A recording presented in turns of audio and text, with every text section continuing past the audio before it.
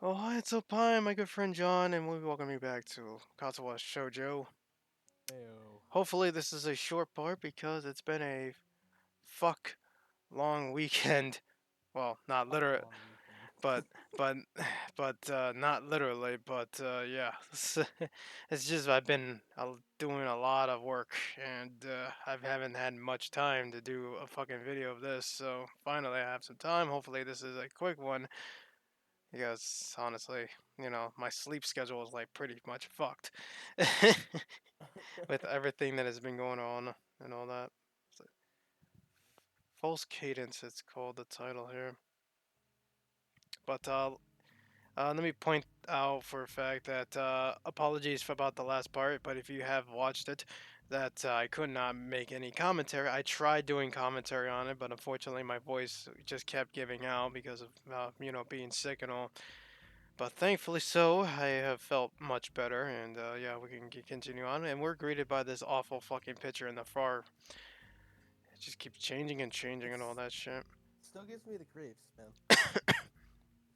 Some creepy pasta shit going on here.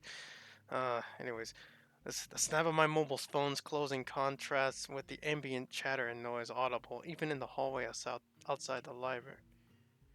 It's the first day of the summer holidays, a time that has been particularly seemed so far away, and yet it's now not only here but is also made painfully obvious by the students, or lack thereof, left in the school.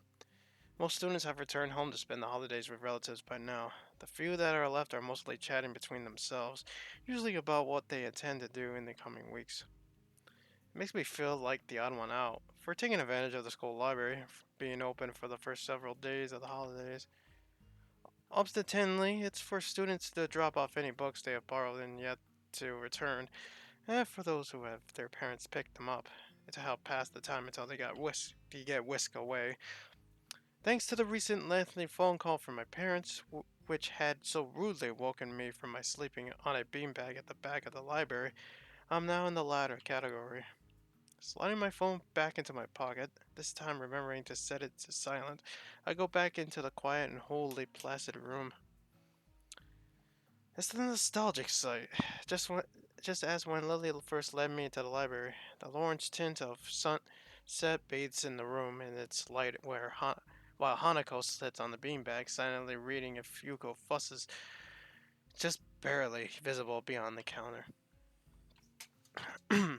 Hanako especially has been noticeably more quiet than usual since yesterday's happenings, but I can't really blame her. It wasn't just me that depended on that person, after all. I quietly walked back to the beanbag near her where I sat before, being doubtfully careful not to make any unnecessary noise. The soft puff gives it as a beanbag takes the weight, makes Hanako's eyes flick towards me, but only for a second. I get the feeling that Hanako's been quiet only partly out of sadness, following Lily's departure.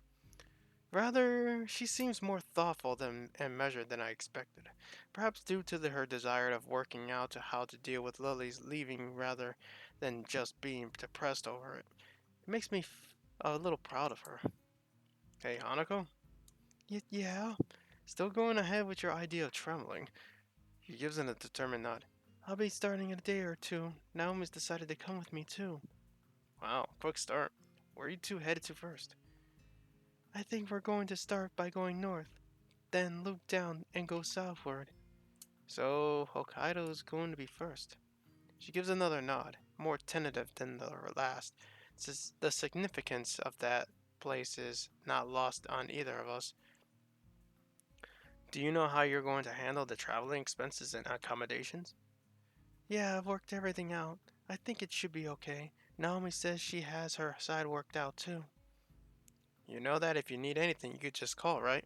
I gave you my number before. Any time of the day is fine. She gives a smile, in which itself feels like a small personal victory. I know. Thanks, Hisao. Maybe Lily was right. Although I may offer Hanako any help I can possibly give, I feel as if I know she doesn't need it. She really has grown. Hanako's plans for our holidays are in sharp contrast to my simple following of my parents' suggestion to stay with them. Holidays have always made me feel less excited than most, though, so maybe this is just a return to the status quo. Before my heart attack, I've always lived so aimlessly that holidays weren't all that much different from my everyday life anyway. After school, I wander around a bit in the city, often hanging out with some friends, before making my way home to eat dinner with usually one of my parents, but rarely both. Their work schedules didn't leave much time for them to be alone. Oh, a home, and going there straight from school wouldn't just have been meant I'd end up be feeling bored. I was an urbanite through and through. Since coming to Yamaku, though, it feels like I've fundamentally changed as a person. The phone call with my parents erased any traces of doubt I might have held on that, in any case. While before I had exercised a fairly normal level of independence for a teenager, that be not a whole lot. My parents were more than pleased to hear my newfound ability of taking care of myself. Laundry, cooking for myself, cleaning, all in addition to other general chores that come from living without parents around. Just the little menial things I had to pick up, but with relative ease. When I think about it, I've always depended on them, even if they hadn't been at home all the time. To say I never depended on anyone after moving to the Yamaku dormitories would be far from the truth, though. Excuse me. The two of us look up at an awkwardly fidgeting figure in front of us. Some things never change. It's getting close to closing time, so, All right, I've forgotten that the library closes earlier than during the holidays. Hanako and I both get up and dust ourselves off, placing our books back on the shelf behind us. The fact that our taste in reading material have a fair amount of overlap and it's useful at times. With a bow to Yuko to apologize for taking so much time, Hanako takes her leave of us. See you tomorrow, Sal. Bye. And with that, she walks out of the large wooden aging doors that herald the entrance to the library. She's a quiet person, isn't she? I suppose I should be surprised at a staff member sharing personal opinions like this, but after knowing Yuko for a while, it's largely expected. Our relationship is more personal than rather than one with her acting as an authority figure. Yeah, I think that's how she is. She's got a lot more confidence in herself these days, though. I don't know her as well as you do, but I think I agree. It's nice to see her talking to people here. She's never used to do that before. Hey Yuko, you know about Lily's leaving, right? She told me herself a few days ago. It must be hard, leaving everyone behind like she is. She quickly looks back to me after she says this, probably remembering that I went to her on advice on the relationship between Lily and me before. Are you going to be okay? That's a difficult question. It's something I'd rather not think about for now, though given more pressing issues. Something seems kind of off about this whole deal, don't you think? Yuko appears to think for a while, absent-mindedly scrunching her face up in a variety of creative ways as she does so.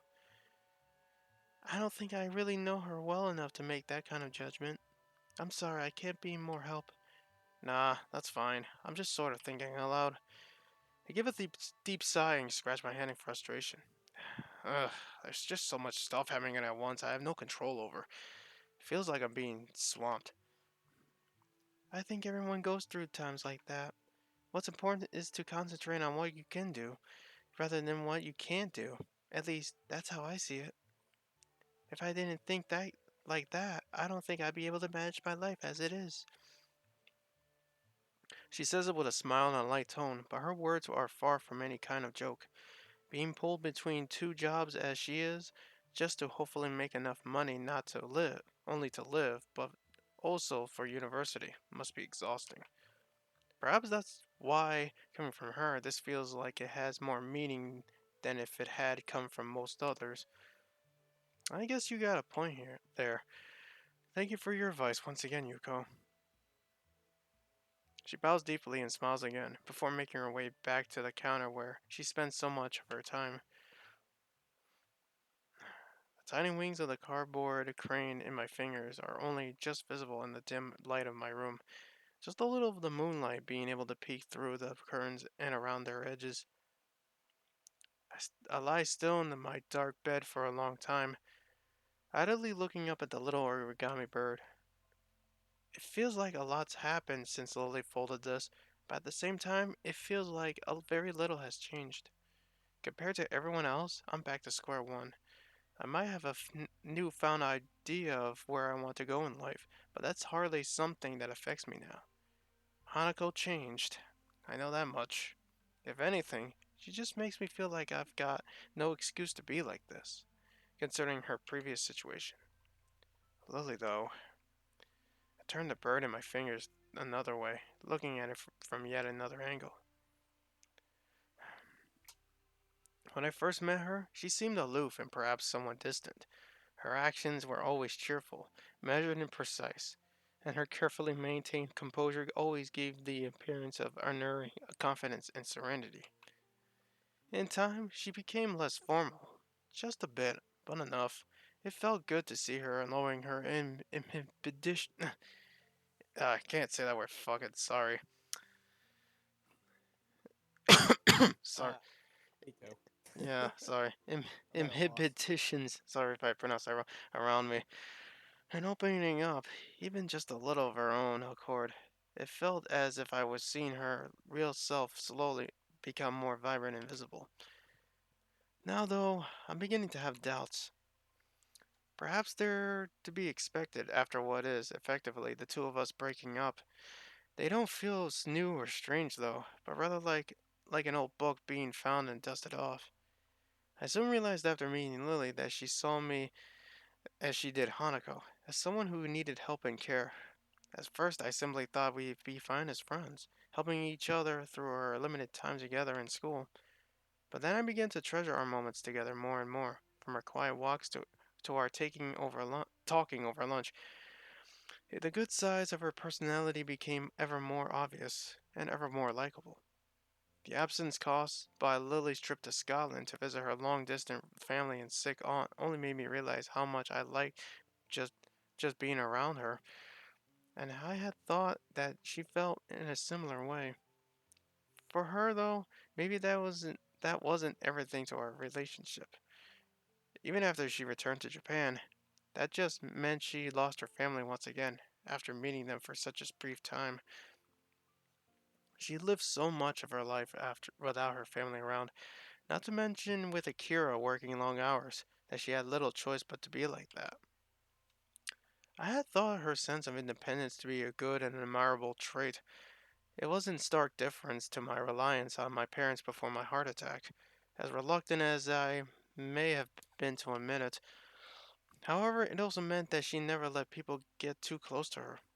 She lost her family due she lost her family likely due to her blindness, went to a different school from anybody she knew because of it, and worked all of the harder to make sure she didn't end up a burden on her sister and those around her. And now, Kira's going to Inverness, just like the family she had thought she had lost. She never told me of her plans, as conflicted as she was about them. Lily didn't want to be a burden on anyone, including me. I'm an idiot. I never questioned it. I never tried to be there or ask when she needed me to. I just set my life up and expected to stay like that way forever, with the two of us having a nice long relationship where we push forwards towards our future together. A small pit of frustration and anger at myself wells up in my chest. I just let everything happen, never even trying to help Lily. Just her being there was enough. I thought I could keep going on if that were true, but that could have never have been enough. It was a childlike dependence on somebody, without any attempt to understand or help their situation. Thanks to that, I lost Lily. I lost the one person I loved most because I wasn't there for her when she needed me. With an increasingly angry feeling washing over me, I turned over and set the crane back on the desk next to my clock, the place where it has lived since the day that she folded it for me. Since that day when she herself said that my burdens needed to be my own, the obnoxious bright red numerals on my alarm clock shined through the darkness of the room onto my tired eyes. 10 o'clock. Evening. Curfew will be soon. I wonder.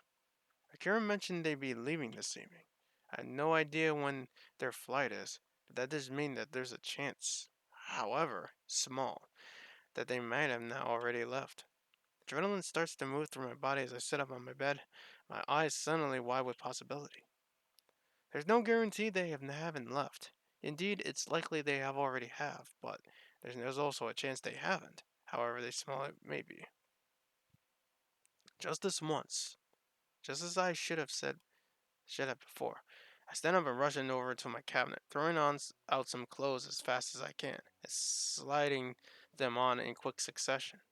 Each second that goes by is a second I can't regain, a second that may mean the difference between catching them and losing them forever. Even if I fail, I have to try. I can't let her leave everything behind without even trying to stop her. Without, just this once, being there for her. With the last of my clothes slipped on, I hastily grabbed my phone off the desk. Luckily, the number for the local taxi company is still in my call history. A gruff, enthusiastic voice announces the name of the company while I pace around the room. It takes some effort to slow down my voice and keep it clear over the phone. The chilly night air sweeps against me as I open the dormitory door, but nevertheless, I keep up my brisk speed as I half jog, half run out of the school gates. It may not be curfew just yet, but it's precariously close. If there were a guard around, they'd be no doubt have some questions for me. But it looks like I've managed to come out just before they arrive, or they're around the corner. My pace picks up as I make my way through the school gardens, their nighttime allure all but lost when I begin to run to the school gate. The lamps of the courtyard, dim as they are, provide just enough illumination to light the way and prevent me from tripping over. The buildings themselves take on a rustic, almost antique-looking edges when I glance at them. Looking back, it seems strange that they once appeared so dark and looming to me. Now they just look to be somewhat Karenistic. Damn, these words are fucking hard. Ugh, I yeah, feel like I know that word, but if I try to pronounce it, I'll just butcher it too. anachronistic school buildings. The same as any others bar their age. Leaving the gates behind me, I pull up to a stop just before the taxi. Parked just as Akira's car had been, its gaudy and brightly lit sign looks out of place in the quiet country backdrop. I impatiently squeeze myself through the door, giving the driver the address for where the two should hopefully be staying. By the time the taxi pulls up after its trip at Manningly Castle speed, it's well and truly into the night. The house is truly enormous, its sheer size much larger than I expected, and ominously still. Fearing the worst, I asked the driver to stay just in case my efforts were all for naught. A single press on the fancy intercom system outside the gate produces a short electronic melody in the otherwise silent road. It's not long before a somewhat deep, gruff voice can be heard from it. This is the Hakamichi residence. Please state your name and why you're bothering us this late. I press on despite inwardly wincing at the reasonable annoyance audible in his voice. It's Hisao Nakai. I was hoping to meet Lilly or Kira if they're still here. Surprisingly, I managed to summon quite some energy to my voice, enough to make the other side on the intercom silent. A few seconds pass, but just before I press the button again to ask what's going on, a light turns on outside the front door. I strain my eyes to try to make out who is coming through. As he comes past a large parked car with fishing rods sticking out the back, his identity becomes clear. His face is typically placid and emotionless as he saunters up to the gate. He's still childlike in his mannerisms, despite his demeanor. With a press of a few buttons from behind the fence, the gate slowly opens. Sal, what are you doing here? I, I think this is the most emotion I have ever heard from his voice. Not that it would be hard to reach that mark. Kira told me that she and Lily would be staying here before they left for their flight. I need to talk to Lily. Just one last time. Are they still here? The look on his face says everything. I failed. I was too late. The one time I actually needed to act quickly and... Actually, it's possible. What? What is it? He's a bit taken aback by my fever, but I can't help it at this point. They left not long ago, only a few minutes before you arrived. In fact, if you go straight to the airport, you might be able to. Hisao! I dart back towards the waiting taxi, grabbing what little money is left in my pocket as I go. Thanks, Hiraki. With that, I take a seat, in short order to bark out my destination. My chest beats wildly as I tear down the street, my body twisting this way and that to slip between the pedestrians walking back and forth beside me.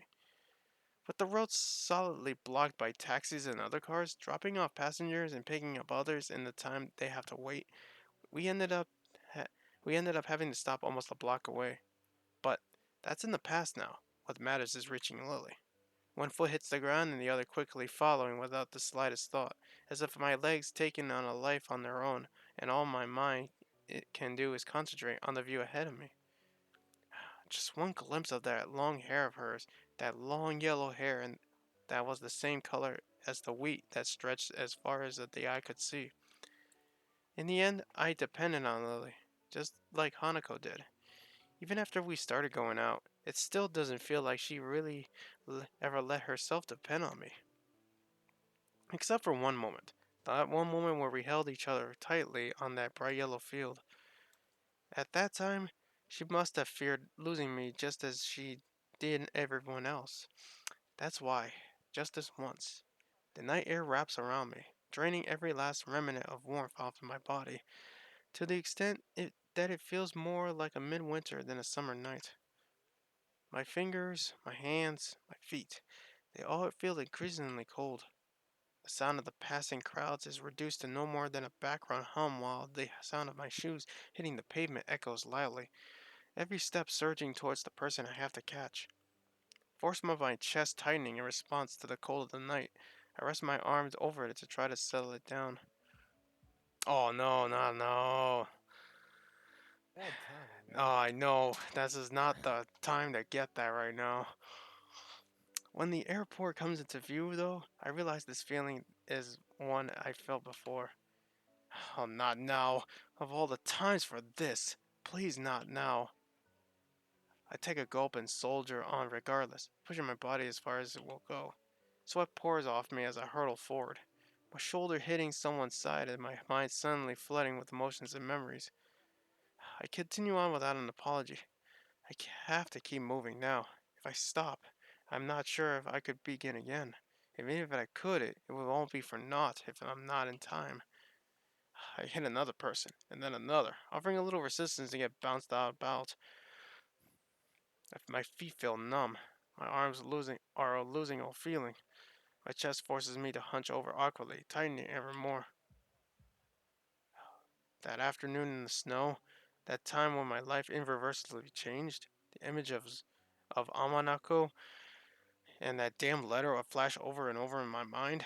The first love that I've lost thanks to my condition. Can't let that happen again. I don't care what happens to me anymore. I just need to see her one last time. There! Ah, she found her. Yes! Awesome. The silver of yellow and white comes into view some distance down the road, her figure silhouetted by the lights emanating from the airport entrance. Lily! Lily! Lily, stop! Please, Lily! Come on, Lily. I know your hearing's far behind. No. Gah! My view suddenly spins out of control and ends up on the ground. My body haphazardly sprawled after hitting someone and stumbling over. Before I can assess the damage, an unbelievable pain ignites in my body. All my thoughts are blanked as I curl up and frantically clutch at my chest. Hey, are you okay? That was a really bad fall. This pain. I can't. Ugh. Any sharp knock could do me in. Any overexertion? I thought I could overcome my limits this once. Something's wrong with him. What's the matter? The voices of those gathering around me are gradually replaced by a loud ringing in my ears, but now I'm unable to move my head. My eyes turn upwards to see the moving of their lips. Oh shit. Even as I clutch my chest, I realize I can't feel my fingers anymore, nor my feet.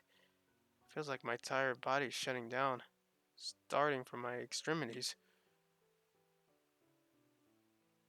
One last effort, I turn my head down the road towards the airport entrance that's casting its light over me. Lily is there, beyond the crowd. Her head is tilted, but only just slightly. I can feel my vision dimming as I try to yell out, but nothing emerges from my mouth, despite my best efforts. Slowly but surely, my vision begins to black out the scene before me. So, this is how it ends. I failed. I was so close. So very close. But at the very last moment, my condition seized my chance at a new life and dragged me back. Now I'm going to die, sprawled out just meters from an airport, with a crowd of babbling people surrounding me with Lily leaving for Scotland, just a little distance ahead. Lee, Lee. That last word extinguishes the last of my energy. The world falls into a deep, inescapable blackness as every muscle in my body shuts down. I'm sorry, Lily.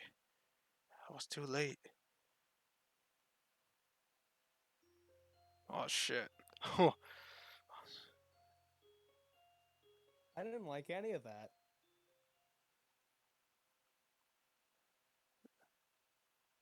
my, I'm gonna, what's going on? Red wants to battle. Ah, no. Sorry. I'm Ah, sorry. you would make that reference, man. Damn. I'm sorry. As I slowly open my eyes, a bright white light assaults my retinas. For minutes, I just lay where I am, mindlessly staring ahead at while my scattered thoughts coalesce in my slowly waking mind. Slowly but surely, the white begins to come to focus as a bare expanse begins to be drawn across my field of vision. It's only a, it's only when the light fixture comes into view that my mind clicks that this is the ceiling above me. Slowly levering myself up, I silently absorb through all my senses the details of the room I'm in. The smell and taste of strong bleach hang in the air, lending the impression of a place just slightly too clean to be natural. Inoffensive pale peach colored walls, all perfectly painted without a crack, stain, or imperfection. A single framed painting hangs on the wall, perfectly straightened. Like the walls, it's as boring as and offensive as it can be. My attention's grabbed by the translucent curtain waving across my vision, my eyes following it to the open window it covers. When I move my right arm to try to lift myself up and look through it, I feel the catheter dig in uncomfortably. It's only now, too, that I notice the cannula tubes winding down my cheeks and into my nose. After some fidgeting, I settle for just looking around the corner of the window. Beyond the thick leaves of several large trees, I can see the greenery below, backing out onto a field, a customary island of green on the outskirts of the city. Judging by the sun outside, it's noon, of which day though I'm not sure. So, I'm in the hospital, once again. I let out a long, tired breath as I try to collect my scattered thoughts, my mind seemingly cast in a dozen directions all at once, with as many emotions running through me. After slowly lying back down, I decide to start at the beginning. Why I'm here.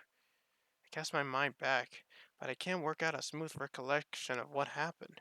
The events of last night, or whichever night it was, come back more of it as a series of snapshots in any cohesive memory. Lying on my bed looking at the origami bird, talking to Hidaki outside the Hakamichi residence, running down the street passing pedestrians and bumping into more of them, falling, looking up the seemingly bright airport entrance stealing Lily's bag as I lay on the ground. The silence of the private room suddenly feels overwhelming. So that's it. I had my chance to correct my mistake, and I blew it. Whether it was fault for neglecting my medication and disregarding to pace myself, or my body was for giving out so soon. It doesn't matter now. All that matters is once again I'm alone. That field, oh, passed out blue pillow fields yields with the little resistance as I let myself fall back onto the bed. Its starchy case, along with the starchy sheets, providing a little comfort. Compared to the darkness of last night's events, the bright light of the room around me is striking. All it does, though, is emphasize how otherworldly places like this are. Arrhythmia. A strange word, a foreign alien one that you don't want to be in the same room with. A rare condition. It causes the heart to act erratically and occasionally beat way too fast. Can be fatal. It was a miracle that you were able to go on for so long without anything happening, they said. And then it did. My condition had taken away everything. My old school was of no importance to me anymore. My home was reduced to a faraway place. Both my friends and my first love simply stopped visiting after a length of time. I became cynical and embittered, distant and subdued. In my defense, no person could avoid that and that after such a thing happening to them.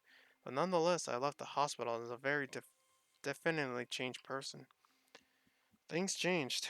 I made new friends in Hanako, Shizune, and Misha. I found a new sense of home in my dormitory, a new interest in science and in the world around me, and I found a direction to my life that I've never felt before. But I've also discovered other things. The sense of isolation in Yamaku and its surrounds was not entirely unwelcome. The quiet giving a peace of mind that I might have not found elsewhere. But it gave me an but it gave the area a feeling of being pushed out of the way, of being kept out of sight. People in the streets would sometimes glance awkwardly or quickly turn their heads as they realized that they were staring. Even if my condition was invisible, my uniform was. Even if it weren't, I was still different. I took 17 pills a day, morning, midday, and night. My scar, through hidden behind clothing, was a still permanent mark of my condition. Most of all, there was a very real possibility of death. A bad fall, imaginarily hard hit on the back, a simple sprint taken too far, anything could have set my heart off. And several times I teetered on the edge of the abyss with all of the care that I took myself. But that was fine. I could have lived with all that. Because there was one thing that I found, or rather, refound after entering Yamaku, which was once again snatched away before my eyes. It's only now that I realize just how delicate my newfound sense of happiness was. Everything depended on her, the linchpin of my life since I first entered Yamaku as a sullen, confused, and aimless transfer student.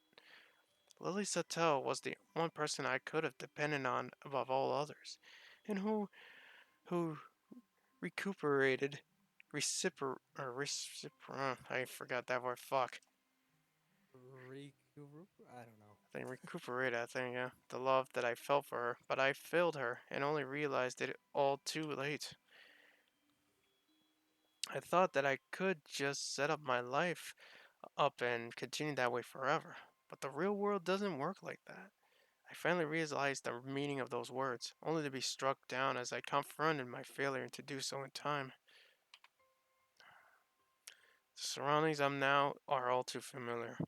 Instead of It's as if Yamaku was but a dream, and I'm still recovering from my first major heart attack. Maybe that's why I feel so tired, and it feels almost as if I've lived an entire last few months of my life in the space of minutes. The weight of my eyelids closes my eyes, my physical and mental exhaustion letting me offer no resistance. Unintelligible mumbling from ahead of the bed stirs me out of my sleep. With my eyes still closed, I can focus and make out someone, presumably a nurse, bidding farewell to a doctor. As I open my eyes, I notice the door closing in my peripheral vision. The doctor stands reading some notes off a clipboard held in his hand. carefully looking over the pages. After consulting his obviously very important documents, he looks up and notices my gaze. It's now that I notice something slightly odd about his expression and general disposition, but I can't quite put my finger on it. Ah, I see you're awake, Mr. Nekai. His quick glance to my bed and to verify my name shows that his documents obviously didn't have it written on them. I must admit that this is a bit unfortunate. Your parents visited just earlier while you were asleep. I could notify them if you're awake now, if you like. Um, thanks. That would be good. I give a somewhat dazed reply, most likely the one he expect, before really thinking about what I'm saying. Not a problem. If you have any questions you'd like to ask, I'll be happy to answer them. That is, unless you prefer to rest. The anesthetic the anesthetic is going to be still going to be affecting you for a bit, I'm afraid. The anesthetic? Of course. That's why I felt so strange the first time I woke up. I slowly shake my head, not wanting to dislodge any pipes or cause myself any more discomfort than necessary. The doctor politely puts down his clipboard in response. I guess my main question is, what exactly happened? To put it simply, you have unfortunately had another heart attack. While not as severe as your first, you were very lucky that it occurred so close to a hospital. After being stabilized, you were taken to the operating room. What followed was a keyhole surgery in order to insert a temporary pacemaker. All in all, the incident happened 2 days ago, with emergency treatment being carried out very soon afterward. Since then, we've kept you under close observation while you were asleep. Will I be alright? Are there any lasting problems? Compared to the procedure carried out on your first heart attack, this was relatively minor. Why, while you have to go undergo surgery once more in a few days, time to remove the pacemaker, assuming that there are no complications, there should be no lasting implications. He continues talking, the subject shifting to a repetition of facts about arrhythmia and my medications that I already know for the most part. I start to nod in faint interest while my mind drifts. I begin to think how perfectly hung the inoffensive painting hanging on the wall behind his shoulder is, and how neat and sterile the surroundings are, even including the doctor himself. If my mumbling bores you, you are quite welcome to say so, Mr. Nakai. Lord knows I lose track of myself sometimes. He gives a short chuckle at his self-depreciating joke as I grimace awkwardly, having rather been badly caught out. The doctor's chuckle sounds different from that of the nurse at Yamaku, though. Come to think of it, as I ponder why, I realize that why the man in front of me feels just a little bit off. His smile is neat and sterile. He delivers his little joke perfectly, with a customary unoffensive chuckle. It is like, rather than talking to the man whose name is neatly printed on the name tag pinned to his lab coat, I'm merely interacting with an actor reading off a pre-rehearsed script, every action having been choreographed beforehand. I suppose he has to be this way, though, being a doctor. He has to keep his neat and sterile smile while chatting to the girl with cancer slowly spreading through her body, when reassuring the woman who will surely die from childbirth, and with every other terminally and criminally ill patient. That little bit of distance, that little bit of aloofness, it makes me wonder if I've been too harsh, especially considering it's a disposition far from being adopted by the only people in a specific profession. After all, the one I've loved kept that same distance from others herself. Looking up to the doctor again, I realize I've been in thought with my head bowed for some time. I understand you must be still tired. You've been through a lot, and as I mentioned before, the anesthetic would still be affecting you. If you don't mind, I will let you get some rest and tell your parents you've woken up for you. I think that would be good. Thank you. He gives a curt nod before picking up his clipboard and making his way to the large white door in the corner of the room, closing it behind him with a thud. In the end, I'm alone again. Lily's gone, Akira's gone, Hanako will be traveling. Even my parents have already left the hospital. Four pale peach walls, white ceiling, and a single open window to look out towards the world outside. It's hard to think of the future of when the past is crowded around you, claustrophobic in its neat, sterile, starchy, bleach-smelling grip. Lost for what to do or focus on, I content myself with sleeping the time as away as if this were all just another dream, like Yamaku had been. White. A sterile, clean white for the sterile, clean room. My eyes open as I simply stare at the ceiling for some time. It's about as interesting as the television would be, mounted in its metal rack hanging off the ceiling ahead of the bed. Indeed, the television saw its entire use of during the time my parents were here, left on quietly as they waited for me to wake. It was about as banal as it had been the first time I ended up in the hospital. Earlier today, an attending nurse had offered to turn off the EKG speakers. I refused simply because of the sound that is so entirely normal to me now. It's almost comforting in a way. The metronome-like regularity gives it at least some feeling that time is moving, even in such a place like such as this. After some time of listening to its beeping while I fully awaken, though, I realize there's another sound in the room. Concentrating all my efforts on listening, a task made rather easily by the lack of distractions, a tiny, tinny melody can be heard. Light and quiet. The music sounds almost fragile as if dwarfed by the EKG pulses. Hmm, no way. That music is. I wonder is that the music box? Hmm. Yeah, it is. Tilting my head just slightly to the side in an effort to see the source of the melody without dislodging any of the sensors and pipes and stuck to me, I noticed the little wooden box sitting on the nightstand next to the bed. Yeah, there it is. Yeah, it is. My mouth opens just slightly while I silently watch the tiny yellow metal drum slowly rotate inside, the little bumps on its surface gradually moving in and out of sight. This music box. It's the one I gave. The creaking of the door breaks me out of my reverie, my head and heart remaining still as my eye turns to see who comes through. Oh, no way, dude. What's wrong Long, with it? long tan skirt, peach off the shoulder sweater, pale and almost porcelain skin, blue clouded eyes, and long yellow hair. No way, you came back. So, how'd you get back?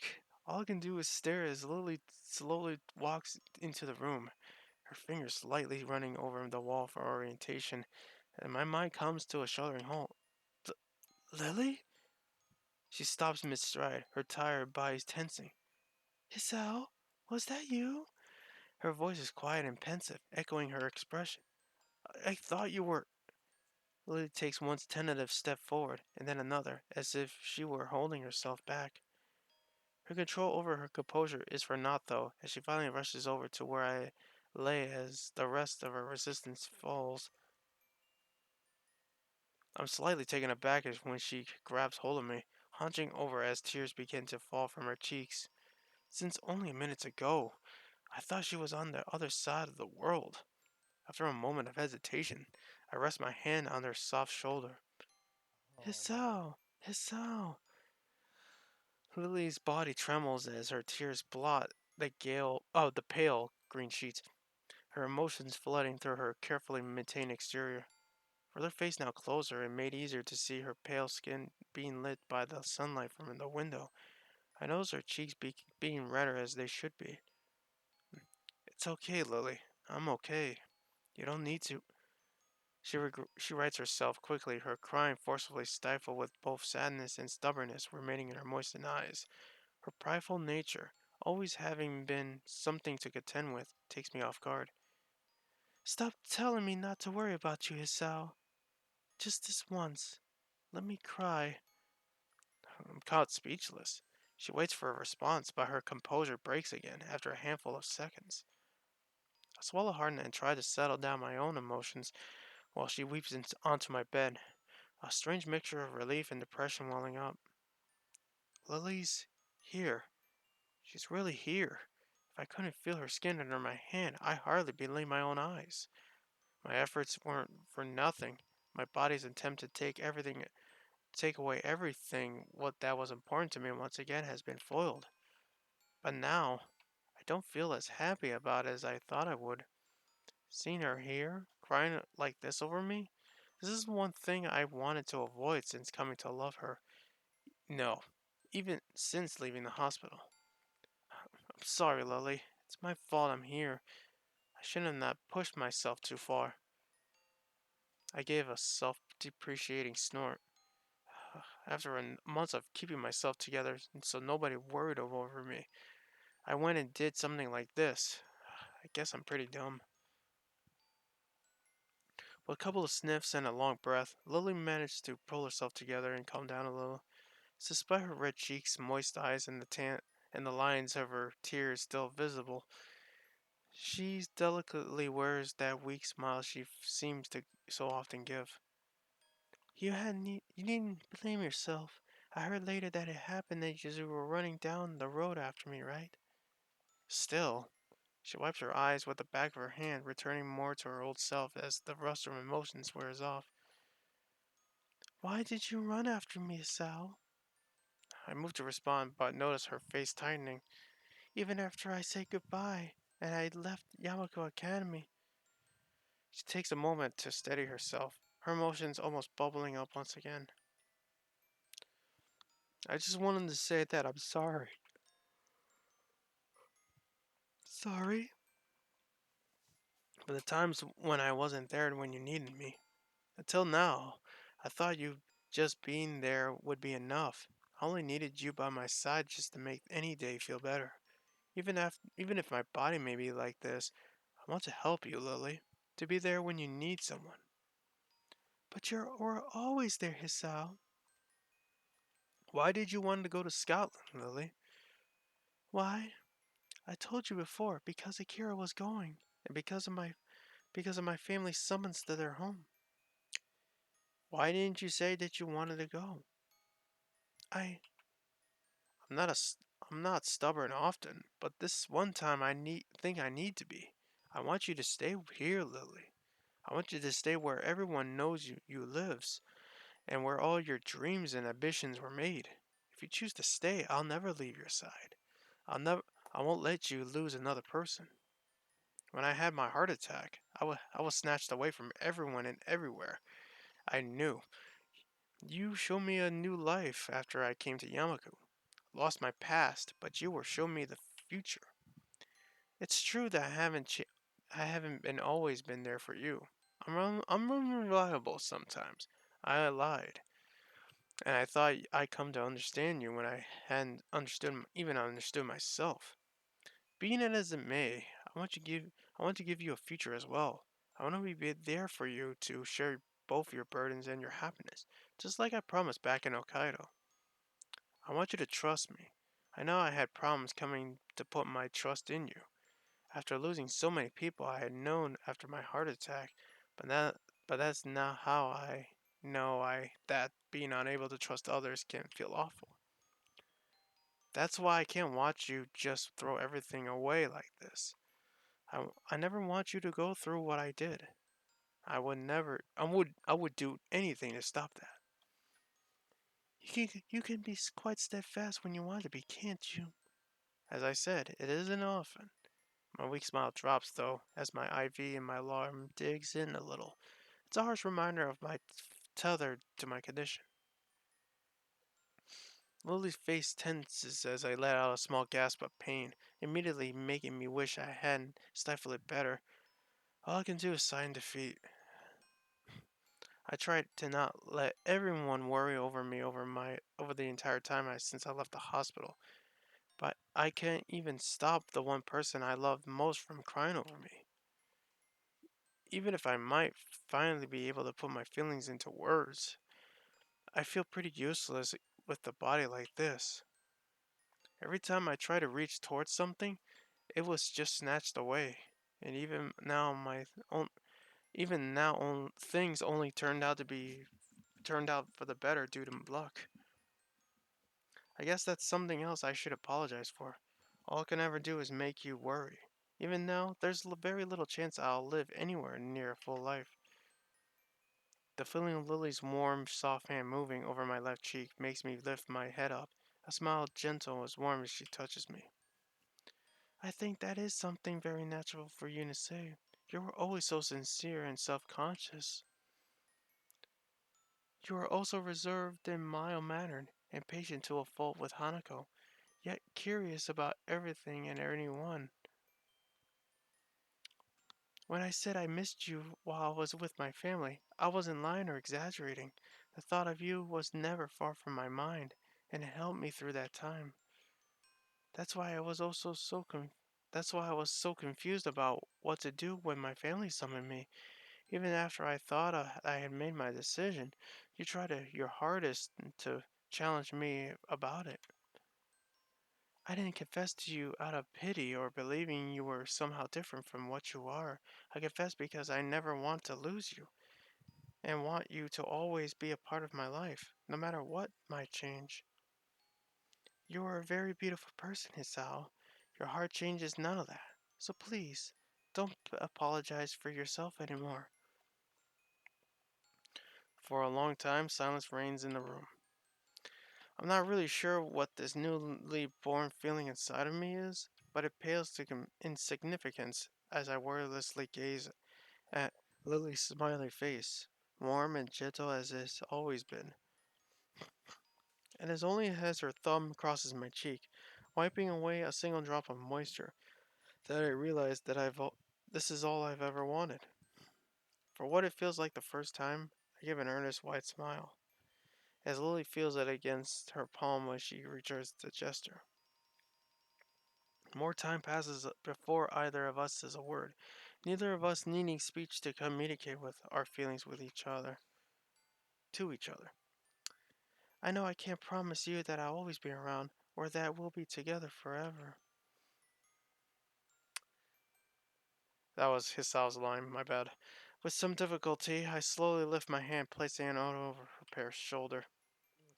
But I think I can at least take you to next year's Tanabata festival to make up for making you miss this year's. Lily's expression was one of surprise, though I can't say I blame her. You remember that? Yeah, I've got a pretty good memory. Sometimes. She raises her head a little and takes her hand from my cheek, giving a small amused giggle. I smile absentmindedly at how earnest it is, almost girlish in its lightness. Still smiling warmly, she collects herself and stands upright with a hand resting on my chest. It feels like I'm seeing her for the first time. From the sun from the window glowing behind her just as it did when I first walked into that room where she was drinking tea. Very well then. Shall we make it a promise between the both of us to go to next year's Tanabata festival together? Even if she can't see me doing so, I nod approvingly. I promise. I promise. I promise. Is that it? Yeah, it is. Alright. Okay, I take back what I said before. I liked every bit of that. It's just not the heart attack part, man. It's just ugh, Yeah, that the was heart bad. attack part was really shitty, Yeah, I was like, shit, man. I thought but that still, I the honestly ending made up for it though. I thought the fucking the game was gonna end like that. I was like, wait, really? We're just gonna Yeah, end I like was that? thinking like, so what you said. I was thinking like, oh man, no, it's not gonna end, is it? It's like you're gonna end it this way? It's like don't do this. And then for like a split second, I thought, man, they must be. Is this a heaven? Is this like literally a heaven scene or something? But I know. I was thought we that would have were been like in kind of heaven. silly, but still.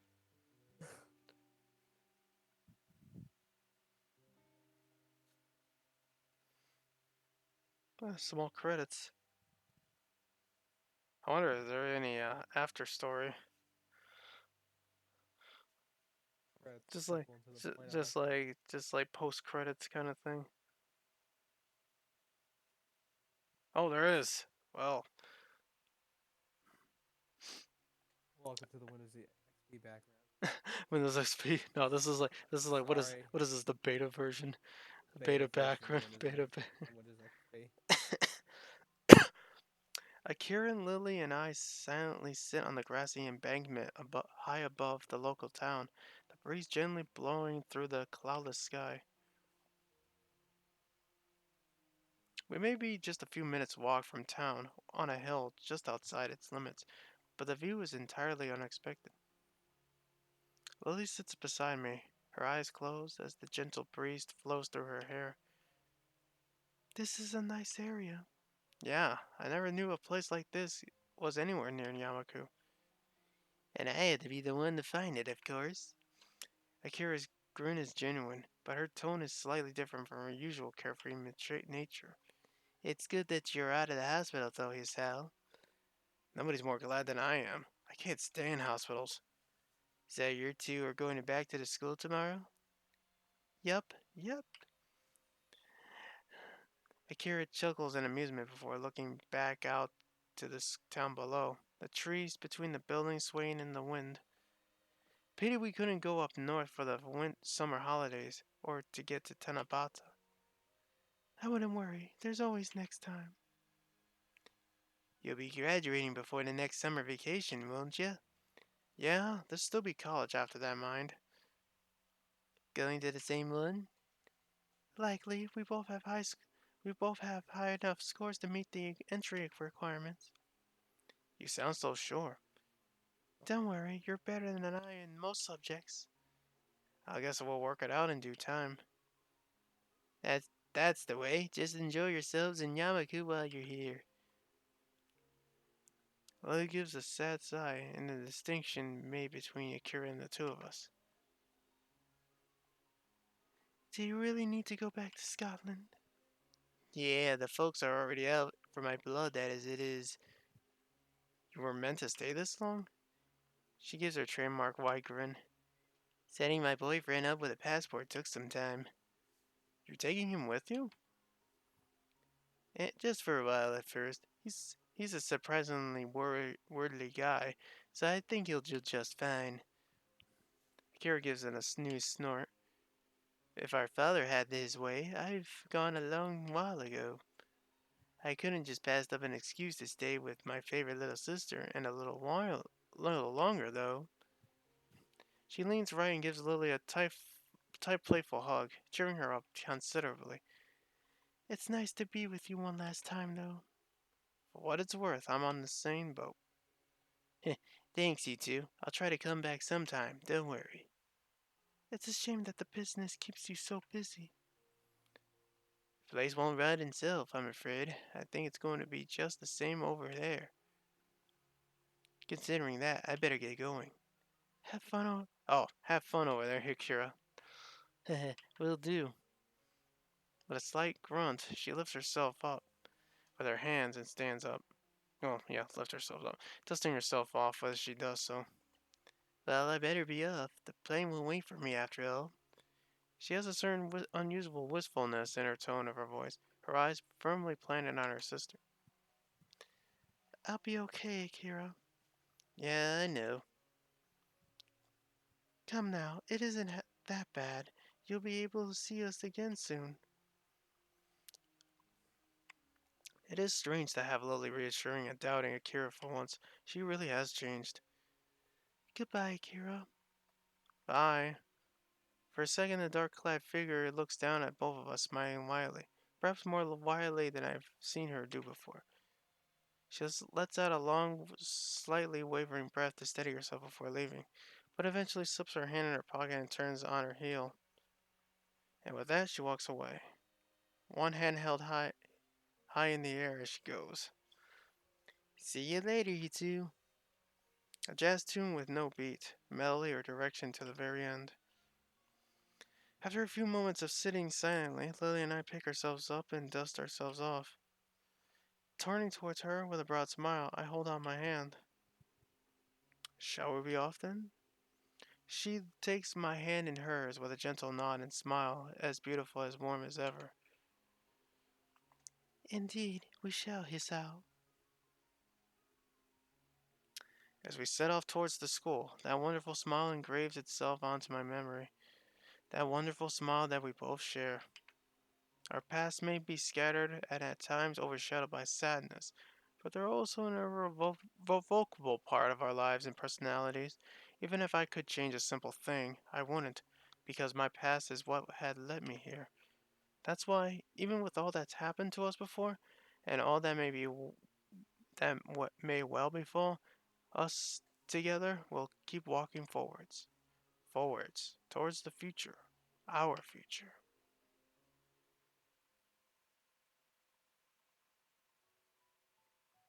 And that's it. Wow, that was That was pretty pretty nice. good. That was a pretty good ending. I like that. So yeah, that was the good ending. All these, I thought something was gonna come up with all these pictures and all that, but I think that's for like the other characters and all that. Yeah.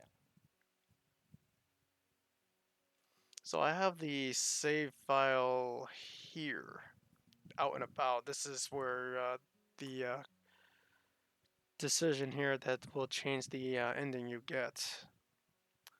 I don't know. I don't know. I don't know what difference is there with the endings. I might have to look ahead and see if there's any difference. If there Well, is, and if there is little to no difference, I will make it auto, like an auto mode kind of thing, or quite maybe, or I could maybe put it to the side and we could just move on to the next girl because there are other girls that can go with. Um, because we're not even close to fucking finishing this shit. yeah. We got a long ways to go. But you know what, guys, I'm gonna think about this, like for the next part. If I'm gonna go back to the dining, the dates and make that decision for the neutral ending. If there's any little difference to it, I will make it as auto mode, or actually just make it as auto mode as is, and just let it play out. And then next time I do voice, we'll be tackling on a new girl and a new storyline. But anyways, yeah, that was Lily's good ending towards it. Speaking of endings, yeah, not all characters have certain endings. Some of them have either two endings or three endings. So yeah, they're usually three endings are like good, neutral, and then bad. But Lily here only has two, and that is good and neutral. Um, but yeah, enough rambling. I shall end the video because it's getting late and I has to get to sleep. We've been up for an hour. Uh, Yeah. We I was trying to do 20 minutes, but unfortunately I we got got caught carried up. away. Anyways, that's. Thank you for watching, and next time on Let's Play Katawa Shoujo, we either do show off the neutral ending or we go into a new girl. See you guys then. This is me and Opie and John signing off. See you later.